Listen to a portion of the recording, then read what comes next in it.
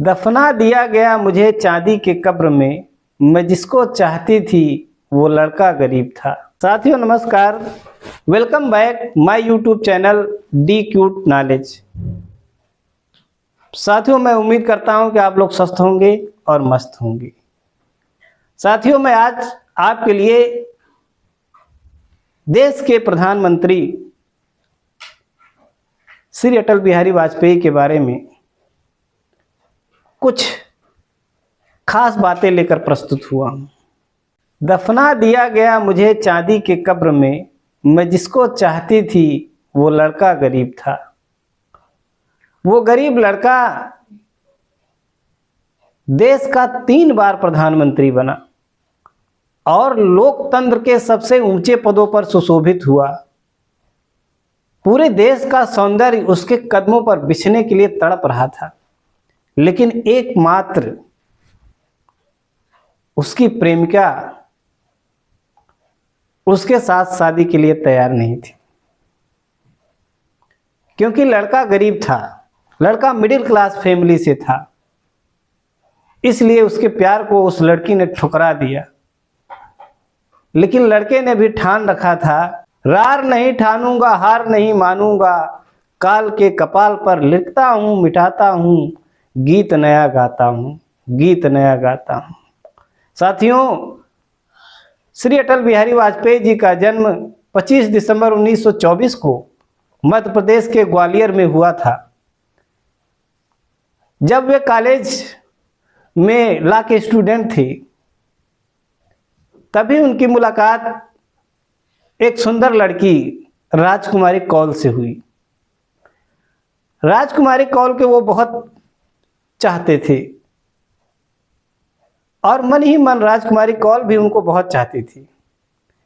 लेकिन राजकुमारी कौल बड़े घराने से थी और Atal ji middle class family से बिलोंग करते थे।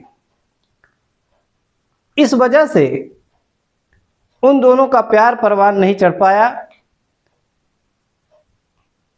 और राजकुमारी कौल की शादी एक बड़े खानदान में कर दी गई और अटल जी देखते ही रह गए। लेकिन उन्होंने ठान लिया था कि भले ही मेरी शादी ना हुई हो कोई बात नहीं, लेकिन मैं दूसरी लड़की से शादी नहीं करूंगा, और हरगिज उन्होंने नहीं किया और आजीवन वे कुंवारे ही रहे। साथियों, अटल जी इस देश के 3 बार प्रधानमंत्री बने। पहली बार वो 1996 में मात्र 13 दिन के लिए बने थे। उस समय लोकसभा के चुनाव में भारतीय राष्ट्रीय कांग्रेस को 140 सीटें मिली थी और भारतीय जनता पार्टी को 161 सीटें प्राप्त हुई थी। कांग्रेस ने मन बना लिया था कि मैं इस बार सरकार नहीं बनाऊंगा। इस वजह से बड़ी पार्टी होने के नाते, सिंगल लार्जेस्ट पार्टी होने के नाते बीजेपी का उत्तरदायित्व था, भारतीय जनता पार्टी का उत्तरदायित्व था कि वह सरकार बनाने के लिए आगे आए। उस समय के राष्ट्रपति डॉक्टर शंकर दयाल शर्मा जी ने भारतीय जनता पार्टी को भारत में सरकार बनाने के लिए, देश की सरकार स्थापित करने के लिए निमंत्रण दिया और वाजपेयी जी भारत के प्रधानमंत्री बने। लेकिन मात्र 13 दिन में ही वे अपनी बहुमत सिद्ध नहीं कर पाए और उन्हें इस्तीफा देना पड़ा। उस समय सदन में भाषण देते समय उन्होंने कहा था कि पार्टियां आएंगी जाएंगी, सरकारें आएंगी जाएंगी, लेकिन ये देश प्रमुख है, देश रहना चाहिए। इसीलिए श्री रामचंद्र जी का अनुसरण करते हुए, उनके चरित्र का अनुसरण करते हुए उन्होंने कहा, न भीतो मरणा दस्मी, न भीतो मरणा दस्मी, केवलम दूषितो यशा। मैं मृत्यु से नहीं डरता हूं, मैं केवल अपने यश को कलंकित होने से डरता हूं। इसलिए मैं आज इस पद से इस्तीफा देता हूं। और उन्होंने उस पद से इस्तीफा दे दिया। साथियों, दूसरी बार वे 1998 में फिर से प्रधानमंत्री की कुर्सी पर आसीन हुए और उस समय उन्होंने भारत देश के लिए एक महान कार्य किया। उन्होंने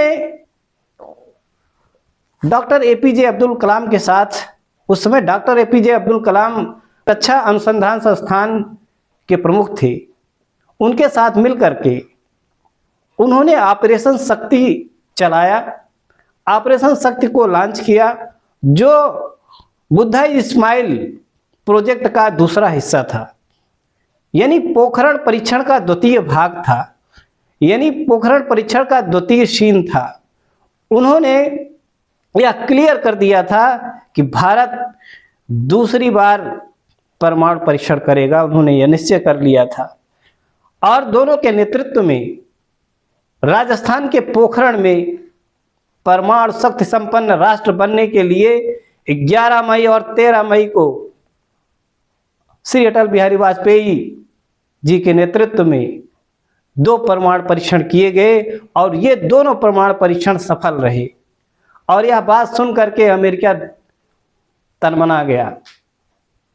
राष्ट्रपति बिल क्लिंटन को बड़ा क्रोध आया, उसने जो है भारत पर अनेक प्रकार के प्रतिबंध लगा दिए। लेकिन उस समय के प्रधानमंत्री हमारे श्री अटल बिहारी वाजपेयी जी एक मैच्योर पर्सन थे, दृढ़ शक्ति वाले व्यक्ति थे।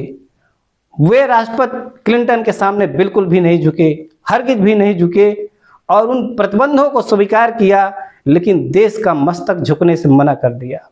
देश का मस्तक झुकने नहीं दिया और भारत को एक शक्तिशाली परमाणु शक्ति संपन्न राष्ट्र बनाने की दिशा में अग्रसर कर दिया। और यही फलसफा है, यही परिणाम है कि आज भारत सर उठा करके यह कह सकता है कि भारत भी एक परमाणु शक्ति संपन्न राष्ट्र है। साथियों, इस 1998 में जो सरकार उन्होंने बनाई थी, दुर्भाग्यवश 13 महीने ही चल सकी। लेकिन तीसरी बार वे जब आए 1999 में, तब उन्होंने अपना पूरा कार्यकाल 5 वर्षों का पूरा किया और इस समय और वे सशक्त हो चुके थे और उन्होंने देश के लिए एक से एक महान कार्य किए। इसी कड़ी में उन्होंने पाकिस्तान के साथ अपने रिश्तों को सुधारने के लिए 16 मार्च 1999 को लाहौर बस यात्रा का शुभारंभ किया और स्वयं उस बस में बैठ करके सफ़र करते हुए पाकिस्तान पहुँचे। पाकिस्तान में उनका खूब खैर मकदम किया गया। जिस सभा में वे आमंत्रित थे, वे सभा को संबोधित करने के पश्चात जो ही अपनी कुर्सी पर विराजमान हुए, तभी पाकिस्तानी मुल्क की एक महिला पत्रकार ने उनसे कहा कि अटल जी, आप कुंवारे हैं, आप अभी शादीशुदा नहीं हैं, मैं आपसे शादी करने के लिए तैयार हूं, लेकिन मुझे मुंह दिखाई में पूरा जम्मू कश्मीर चाहिए। अटल जी मुस्कुराते हुए जवाब दिए कि मोहतरमा, मैं भी शादी के लिए तैयार हूं, लेकिन मुझे दहेज में पूरा पाकिस्तान चाहिए। यह बात सुन करके महिला पत्रकार दंग रह गई और उसने सवाल बदल दिया। साथियों, अटल जी एक प्रखर वक्ता, दृढ़ प्रतिज्ञ और राजनीति के मर्मज्ञ थे। साथियों, 9 बार वे लोकसभा के सदस्य रह चुके थे और साथ साथ 2 बार राज्यसभा के सदस्य रहे थे।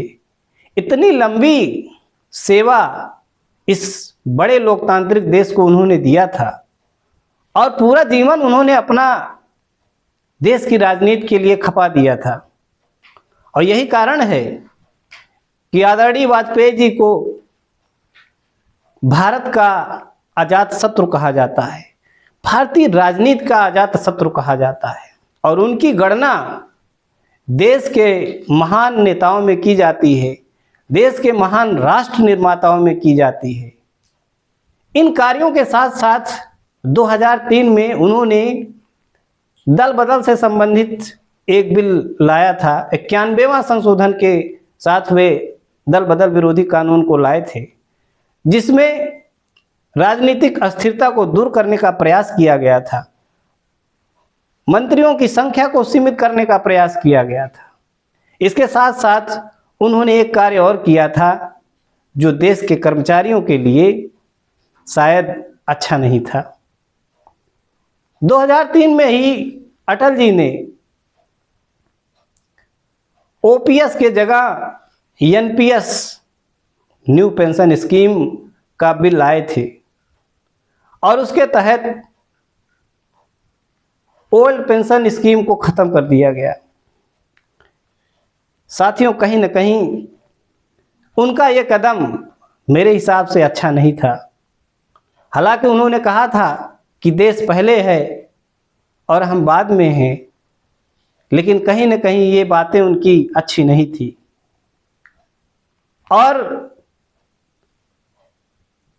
2018 में इस कालजयी पुरुष का देहावसान हो गया। इन्हीं कामों को देखते हुए, उनके इन्हीं योगदान को देखते हुए 2015 में भारत के सबसे सर्वोच्च अलंकरण भारत रत्न से उन्हें सम्मानित किया गया। साथियों, उनका योगदान भारत के लिए अविस्मरणीय रहेगा। उनके योगदान को भुलाया नहीं जा सकता है। इसके साथ साथ मैं साथियों यह भी कहना चाहूँगा कि अगर आपने इतनी दूर तक पूरा वीडियो देख लिया है तो चैनल को सब्सक्राइब अवश्य कर लीजिएगा, और आपको बातें अच्छी लगी हों तो अपने मित्रों के साथ, शुभेच्छुओं के साथ शेयर जरूर करिएगा। बहुत बहुत धन्यवाद।